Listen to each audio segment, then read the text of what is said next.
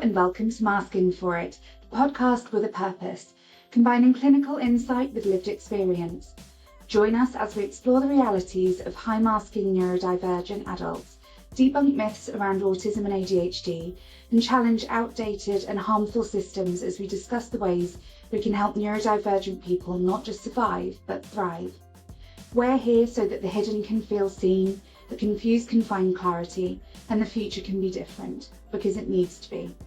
You can help us massively by following or subscribing, and in return, we can continue to bring you along behind the scenes with expert guests, pioneering research, and the chance to say you were a part of the change that we're creating. So, let's do this.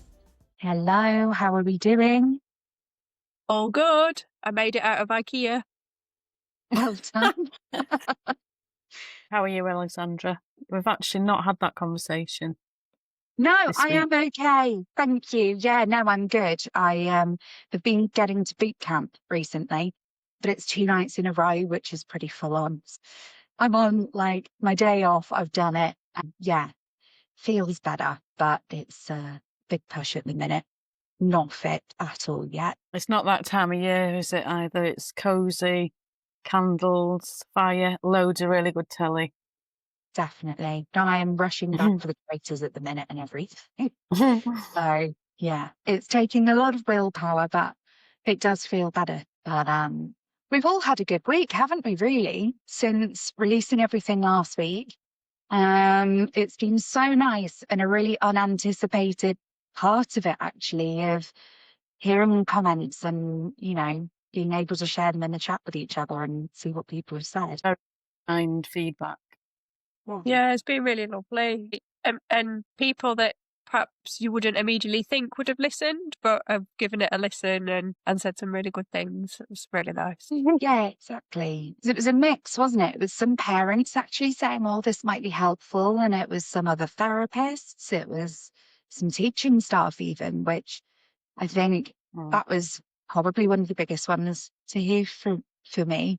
Sort of made my stomach drop a bit, but I was like, oh, wow, they want to listen. They want to hear. Yeah, and I think one of the things that's really important, I think, to get across is that we are absolutely not teacher bashing with this podcast, mental health practitioner bashing, any individual bashing.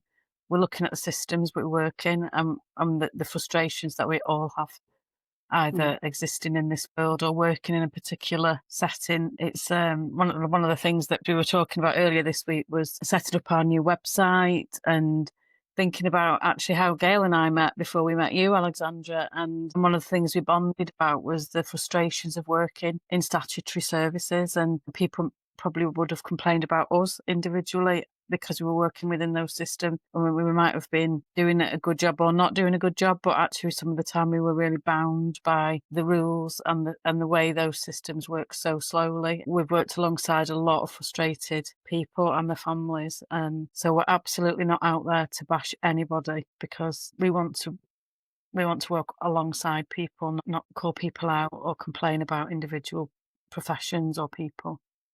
Yeah, to hear that after the first episode that we'd reached one of the target audience and how well it landed and was appreciated, and they were looking forward to hearing more.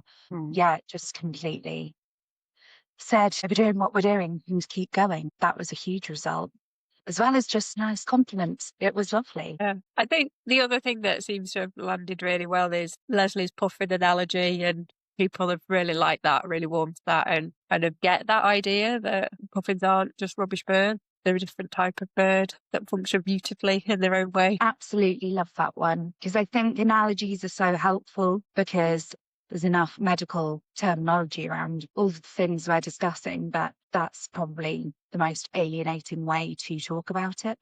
We need to talk about it in those scientific terms sometimes, but when we're wanting to encourage understanding and help things land for people, analogies are just a lovely way to use language and make things Especially animal. There's a whole area of psychology called comparative psychology, where we look at animal behaviour and think about how animals exist and how we can compare that to human behaviour as well, and think about different, you know, how bees communicate with each other to tell each other where colonies and the way bee societies work together. You can compare different animals, particularly mammals, to how human societies work. And I think one of the things that I was looking at recently was looking at autism within comparative psychology and thinking about actually what connectedness means for different animals and how we define friendship within the context of neurodivergence and what neurotypical friendship might look like. And there's a lot of studies that show that in the comparative psychology world, animals connect for lots of different reasons. And we've got animals who maybe would connect as part of a pack and they would hunt together, or animals that connect. And the way that wild dogs walk in a pack, for example, is that they've got the stronger ones at the back, and then they put the weaker ones or the older ones in the middle, and then you've got another strong one at the front. So how animals manage together to be a pack and to work collaboratively to protect each other. So you've got lots of different reasons alongside companionship and deep connection for the sake of it that is as relevant and as useful and is actually, from an evolutionary point of view, actually much more helpful from a practical, keeping safe, reproducing kind of way. And I think we're really guilty in looking at, if you think about diagnosis of autism in particular, and looking at what factors in terms of reciprocity and relationships we might be thinking about. Actually, we look a lot at, have you got a friend or not? And, some of the early diagnostic criteria around friendships for autistic people were describing no interest in peers whatsoever, having no friends, no interest in other people.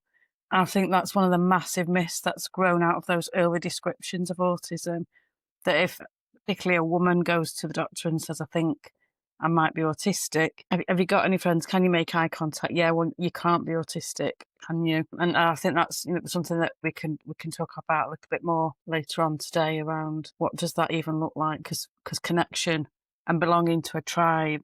I think when we get particularly teenagers coming to see us to look at assessment is, I don't even know who I am. What tribe do I belong to? Who am I in this world? And I don't feel like I really connect with them. And very often, like the popular people in school, is that kind of sense. Well, I'm kind of othered. I'm seen as not a member of any particular pack or tribe. And I think that really deeply affects people. They display that really well, don't they? Mean Bells. That's just immediately what it made me think of, is the different tables.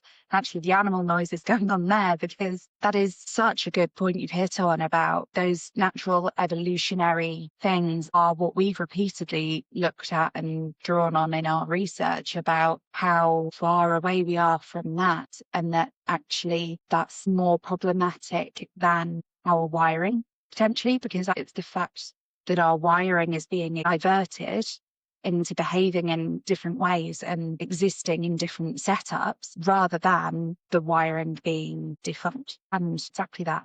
I mean, there's the different tables, the different kinds of groups you've got at high schools. If nobody's seen it, it depicts it really well. And it is something we all have to navigate in that fun period.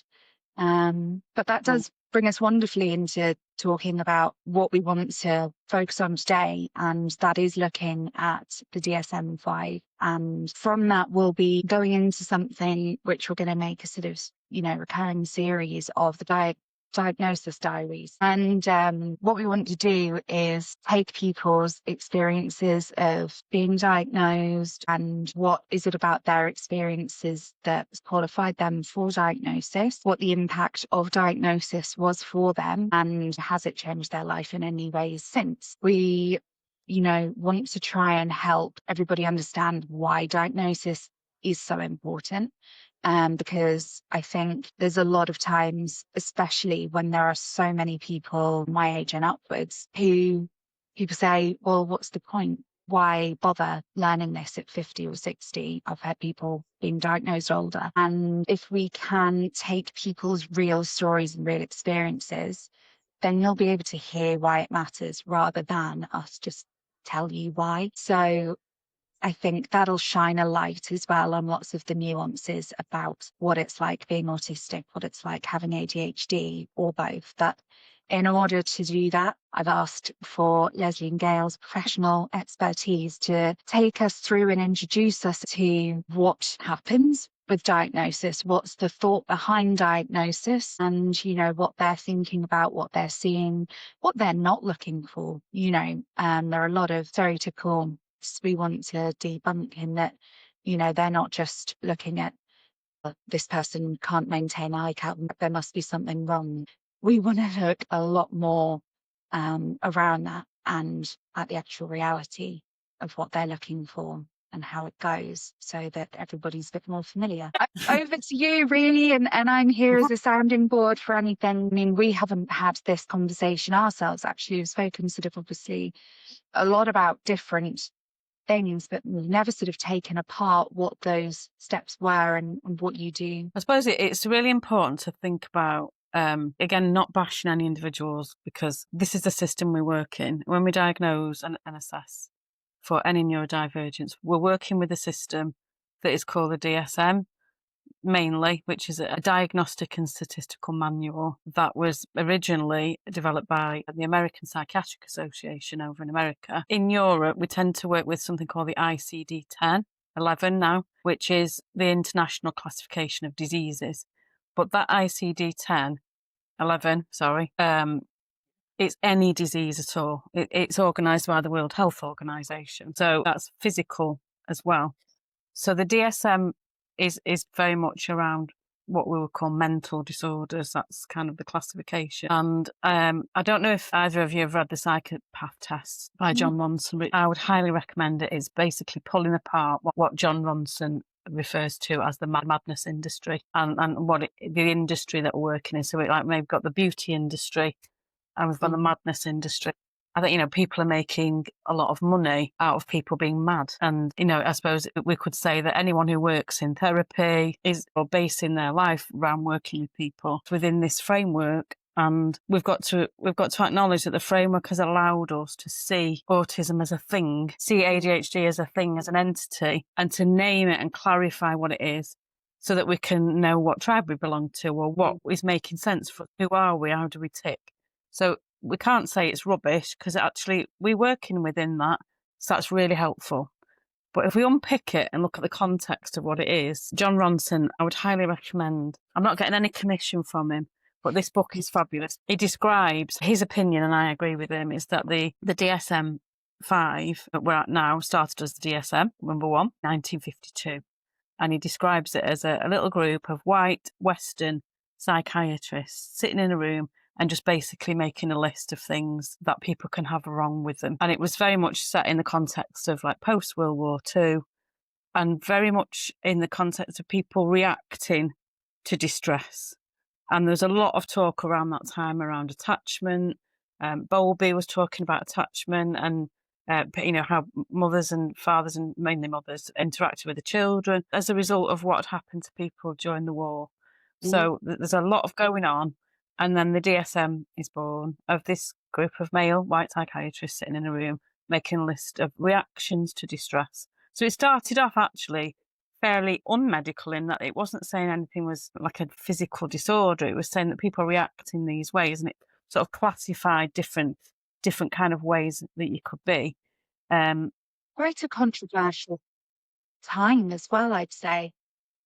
Obviously, Hans Asperger, and the debate about that, because of the very unethical studies that were going on, and they were driven much more by stigma, eugenic type conversation. So that's a very, very unsettled, unsavoury piece of history. But at the same time, I suppose, listening to what you're saying, I also instinctively go, yeah, but if nobody sat down, not saying I was happy they sat down, they didn't do it in the right way, but other people were doing it in the correct ways for the correct reasons, to say, no, we need to understand what's going on with these people. And especially so many people will have gone through so much trauma at that time as well, needing to go through and be able to label things, to be able to help. So that's really interesting. It's then. Yeah, I think Steve Silverman's Neurotypes book as well talks about that early history of how autism's been defined, and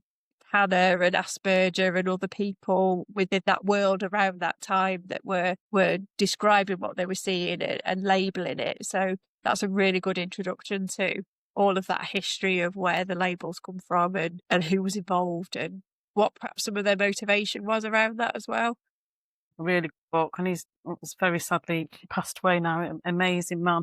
But I suppose if you think about actually in that DSM, we weren't using the words autism, even though kind of Asperger were settling. Actually, what it was called at that point. So I've got my little list of things because I can't remember all the awful names that have been put out there. So we've got 1952 schizophrenia, and that stays until DSM-2 comes out in 1968. So we add more disorders to the list, and 1980 is when infantile autism first gets named DSM-3. We've gone from having 106 reactions in 1952. By 1980, we've got 265. So more than double the list of things that you can be mad for, or different categories. So 1980, the first time infantile autism is mentioned. And before that, you were schizophrenic. But it's still very much sticking with the idea that it's a childhood thing. Do you know what really hits me still, though? 1980 is still pretty damn recent. Yeah. It's not that long ago, Alexandra. No, very recent, even. Very recent. It is scary, and I think this is why I think we've got so much stigma, because it's not that long ago that we were even saying it was a thing. But we're also saying it's an infant or a childhood thing. And I've written down here my little list of diagnostic criteria. So in 1980, when I was 8, we're looking at you had to have the onset before 30 months old. It had to be really clearly obvious. And what the second criterion was pervasive lack of responsiveness to other people. So you had to be not interested in other people at all to even be classified as having infantile autism. So I think that has stuck all of these years. People who are autistic don't have an interest in other people, don't have friends. Another thing that you had to have was a gross deficit in language development. And if any speech was present, it had to be peculiar patterns. And so that's when echolalia starts to be introduced, reversing pronouns and things like that. Those are still in the diagnostic criteria, getting your pronouns mixed up. So like he, she, things like that. And then another D on the list, bizarre responses to various aspects of the environment. So we've got words like peculiar, bizarre, and then the fifth thing is it's got to be an absence of hallucinations. So you can't be schizophrenic or have anything else. And that was DSM-3 was revised in 1987 just to make sure that actually also it's not a learning disability. So I think before 1987, it was very much a childhood thing. It existed in the context of intellectual impairment or what was called learning disability or mental retardation at that time.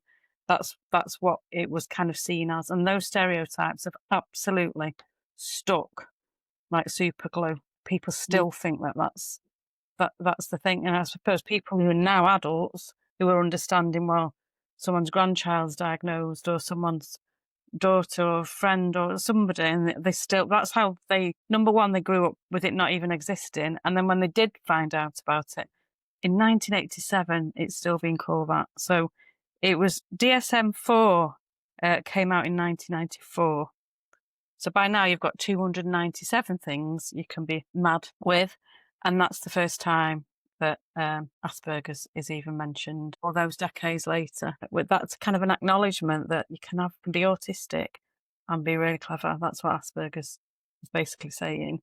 This is a subcategory. So most people have got intellectual impairment, but you can have this like special autism called Asperger's syndrome. So now we're in 2013. The DSM-5 came out, and that's where autism spectrum disorder as a category, as a classification came. So now people are talking about the spectrum as if it's a linear thing. And that was revised again in 2022. So just slightly updated. So we've got that for autism. I've got loads of lists today. So we can talk a little bit more about those classifications and those criteria in a minute. I don't know whether you want to talk a little bit about ADHD, but I've also got an ADHD list, if that's worth just doing a little waffle about.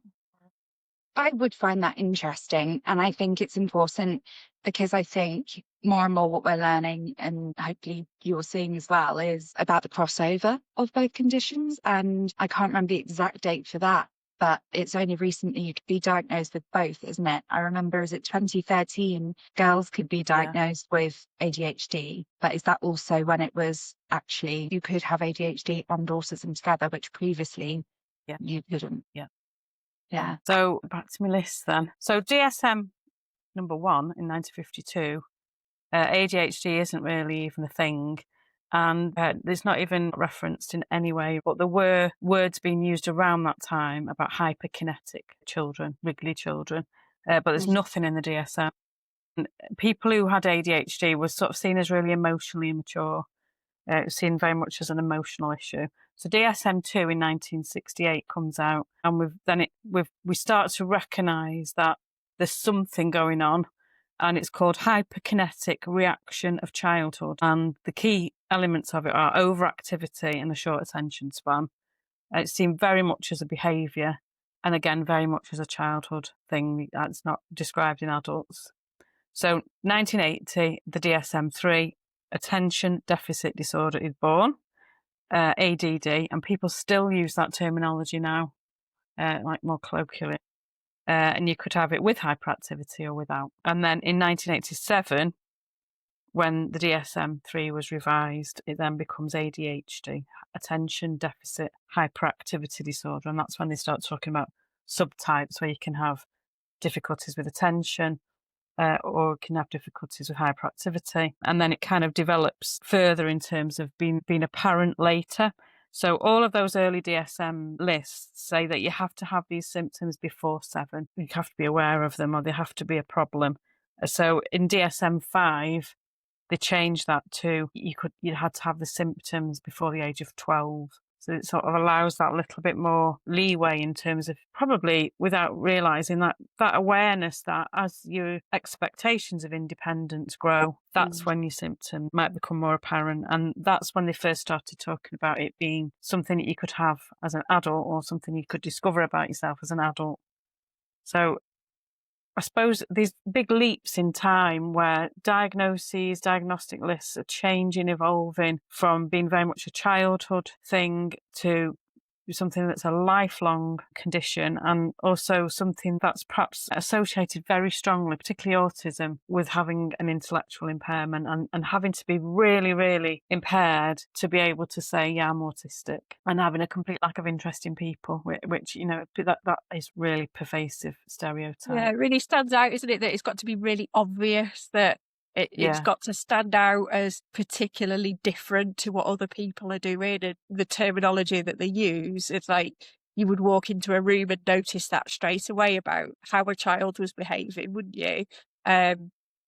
Whereas kind of over time, our understanding has completely changed around that, and that it often isn't obvious straight away. And it's those more nuanced and subtle presentations that we see a lot of, don't we? Yeah. Especially in adults saying, why am I like this? Why am I not coping? And I think that's perhaps something, Alexandra, that you've alluded to as well. And I think one of the things that I really would like to see change, I think all of us as a collective little group of 3 musketeers in this situation, is that it's got to stop being a disorder. And that what I was looking at earlier was, it's not impossible for this to happen, because if you look in the DSM, the original DSM in 1952, what we've also got in those lists are really misogynist and homophobic terminologies as well. So we've got words like hysteria, histrionic, neurotic. You've got references around immoral behaviour, which have been used against women. If you think about some of the ways that women who were unmarried mothers were treated, and put in mother and baby homes and treated by the church, and even as late as the 80s, that kind of historical classification of women in that way led them to being treated like that. And we don't do that anymore. We still probably do, not to the same extent. And so women do still get called neurotic, and women still do get those experiences of physical health or their feelings around the menopause, for example, where they get dismissed. So we've got those, it's like a bad smell lingering in a room, isn't it? Like, I think it just won't go away. But if you look at DSM number 1, we've also got homosexuality listed in it. Even by DSM-3, homosexuality in 1980 is still in there in the context of your homosexuality causing you distress. We've got sexual deviant. So we do not consider now homosexuality to be a disorder in the DSM. It's gone, been removed, quite rightly so. And there's still stigma about being gay. However, it's not classed in anywhere as official as a disorder. And we can do the same with neurodivergence. We can just take it off the list because it's identified it, but now we just need to get it off that list and onto a different list, a list of identities, a list of celebrated people who are fantastic. It just needs to get off that list. And it's not impossible to do because homosexuality is off. So for me, it's the same process. I've probably been really controversial by saying the list shouldn't exist. We just need to, we're talking about autism and ADHD. Just need to get them off the list. Yeah. Yeah. The neurodivergence doesn't need to be classified as a disorder, does it? It's a different way of thinking. But people still need that opportunity to identify and be part of a wider group of people that think and communicate in similar ways to them, because without that identity, you're still stuck with comparing yourself to people that don't think in that way or don't communicate in that way and believe that you're less than or broken or non-functioning because of that. Yeah, just in a different pack. Yeah. A different tribe. Or... Yeah. I think I definitely see it and hope for the progress that has been made with homosexuality, because whilst horrendously there are still issues that they come up against, I think the fact that it was criminalised and seen as a mental illness and now is rightfully decriminalised and not seen as a mental illness is where we need to go for neurodivergence. It's a really weird one, because if we took it away from being a disorder, so that thing again of like the left-handedness, when being gay was decriminalised, the levels of gay people in the population rose. And that's not because it suddenly made everyone gay or there was something in the water or our food. It was that suddenly they didn't have to fear going to prison or being put through horrendous therapies. I mean, it was torturous. But I think in the same way, that needs to happen for us so that more people can feel okay to say they're neurodivergent or they have ADHD or they have autism. And there's this weird thing. I felt it. I see it online. Something about ADHD is acceptable to have, and autism isn't. Autism's a bit shameful. And I think that speaks exactly to the point of what you associate with those conditions. So with ADHD, a lot of the time people think, oh, well, they're a right laugh, and think of someone who's livelier, and, so many musicians, comedians, it's associated with so many things which people don't mind. But autism is associated a lot more with being a geek or being non-communicative, not able to speak to anybody, not able to connect, or having learning difficulties. So there are more downsides associated with that. There are more deficits associated with that than with ADHD.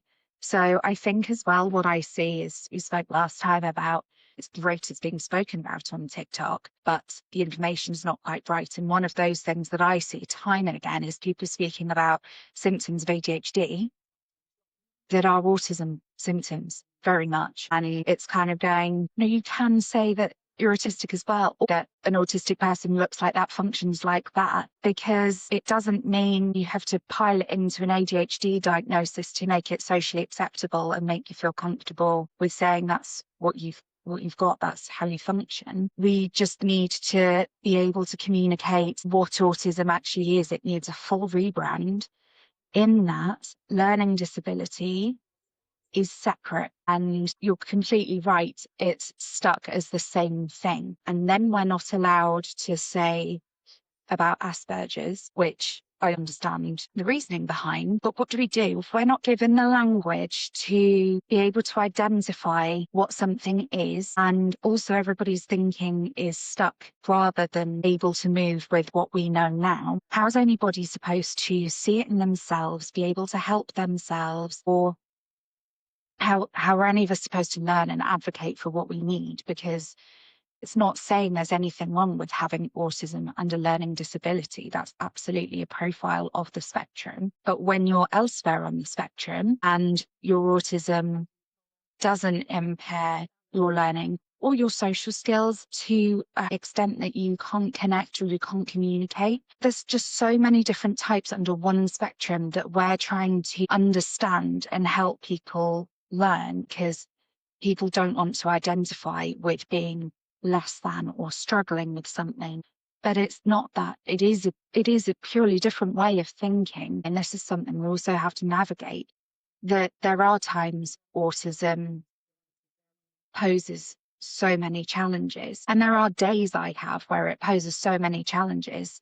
It's like, of course, this is a deficit. Do I feel disabled by this right now? Yes. And I suppose this is why these conversations need to happen, because how do we differentiate so that everybody feels seen, everybody feels heard? Because I'm lucky I can communicate as I do. There are lots of people like me who can't. There are lots of people like me who need much more intensive care on a day-to-day basis. And I've heard people caring for their son or daughter who are more like that say, oh, it's absolutely fine that there's all of these influencers out there now making autism and ADHD trendy, but that's not my life every day. And I see those people as well, and I don't want to talk over them. I can't talk for them though. And we all need to be raising our voices with our own individual needs. And then we have a full idea of everything that is on this spectrum, how it looks and manifests in the different ways, and not say that one person shouldn't be speaking about it in this way because that undoes it for someone else in that way. But we are all here and we need to speak about, and we'll go into more actually, how being high masking can leave you without support that you do need still, which can be distressing in its own way, just as it's distressing to have someone you need to heavily care for and is heavily reliant on you. So that's what's really hard. And thinking about how the DSM, I'm staggered hearing that the 80s was when they really started breaking it down a bit, and how recent that is. And it always trips me up to think, 2013 was the next round of things. We've got to realise, whilst we're all having these conversations, how new these conversations are, and that how weird the conversations from the 80s sound to us now is how weird the conversations are potentially going to sound in 10, 20 years' time. But we need to be having them so we can move them on, so that we can discover what's been discovered since the 80s. Now we need to do that again, and we need to keep going. We can't be criticising each other, because we've got to be open and curious and try and work this out together. Yeah, and hearing what Lesley said about how things have evolved, it helps to see why autism in people's brain is taken as shorthand for something that it's not. People have like a simplistic understanding often, don't they, that's born of how it's been described in the past, or a particular experience that they've had, a particular family member or somebody in their class at school or whatever that is. When somebody says autism, they see or they imagine that person with quite significant difficulties, possibly with a learning disability as well. And so in their minds, it can't be that somebody who's articulate and apparently social can also be autistic. That the shorthand doesn't add up to them, and that's when you get kind of pushback, isn't it, and questioning, and well, you can't be autistic because you make eye contact, because it doesn't fit with that narrow definition that they've had. And we were talking recently, weren't we, about the 24 hours in police custody episode recently, where a forensic psychologist had commented that somebody wasn't severely autistic. And my kind of understanding of that was perhaps that psychologist had understood that man that he was describing didn't have a learning disability, but was autistic, and had kind of conflated the two things to suggest that because he didn't have a learning disability, therefore his autism could not be severe. And we understand that quite differently now, that actually the learning disability element is completely separate, and actually the severity of somebody's autism can look very different depending on the environment, the context, the people they're with, what's happening around them. And therefore it makes it a lot harder to explain that diagnosis to somebody, because in a conversation you might not appear massively autistic because that's somewhere where you're really comfortable, you're with somebody that you're really comfortable with, but then describing what that can look like when it does feel really severe, or whatever terminology we use around that, can be really hard for somebody else to understand. It makes it all the more stressful. I remember years I didn't want to reveal my diagnosis to people for, and I felt really uncomfortable. And again, as I spoke about last time, that's a lot more to do with their perception of what you're saying you are to them. But that actually ends up affecting my behavior and my confidence, and affects my anxiety levels enormously, because I feel less confident after I've revealed it to somebody, and I start feeling them treat me differently, or maybe treat me a bit more like a child, or things like that. And it's very difficult, because my anxiety then goes up and up and up, and then I am less able to be sociable, and so it becomes this vicious circle. And that as well is just really unhelpful when you're trying to just be you. And this whole conversation of unmasking, and it's not that easy. It's not that easy. There isn't the understanding in society yet for you to be able to share that and it being nothing, or you to be able to share that and feel confident enough in yourself that you haven't revealed anything embarrassing or shameful, or that should make you feel less. But suddenly I can't help that it makes me feel inferior, or just down in the pecking order a bit. And I'm not comfortable that I feel that. I realise that's a lot of internalized ableism, but it's my natural instinct as well. I think you have to become so fiercely confident, and my mask, when it was at full pelt, I was loud, I was funny, well, maybe not that funny to people, but I was loud and I was there anyway, and I was confident on the outside, and I would take any argument on, be a completely different person to what I am now. I've softened a lot. Maybe that's just growing up, but I think also I got very tired of the fight, and I ran out of steam, as we know, and physically crashed from that. You couldn't keep it up. But unmasking isn't going, yay, I can just be me now, because that's terrifying whilst there's this much confusion. And so there are a lot of reasons we need to get our head around this and go, okay,